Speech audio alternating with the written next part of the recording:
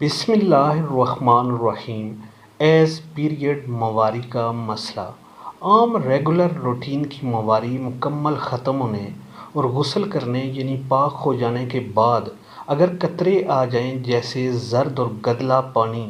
اگر ہو تو اسے ایز شمار نہیں کیا جائے گا، بلکہ روزہ نماز دونوں کو ادا کرنا ہوگا، کیونکہ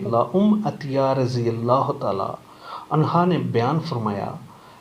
کہ ہم زرد اور مٹیالے رنگ کو کوئی اہمیت نہیں دیتی تھی، لیکن خوب یاد رہے کہ یہ اس وقت ہے جب روٹین کے مطابق مواری کے دن پورے ہو چکے ہوں اور تب ایسا ہو، لیکن دوران مواری جو زرد اور گدلا پانی آئے اسے ایز کی شمار کیا جائے گا۔ مثال کے طور پر مواری کی نارمل روٹین 7 دن تک ہے، مگر 5ویں دن ہی خون تو ختم ہو جائے گا، زرد اور گدلا پانی آئے تو یہ ایز ہی ہوگا، اس لیے نہ ہی نماز ادا کی جائے گی اور نہ ہی روزہ رکھا جائے گا جب تک کہ روٹین کی مدت 7 دن یا ہر کسی کی روٹین کی مدت الگ الگ ہو سکتی ہے جو کہ عورت کو معلوم ہوتی ہے، پورے نہ ہو جائیں تو غسل کر کے پاکی حاصل نہ کر لی جائے۔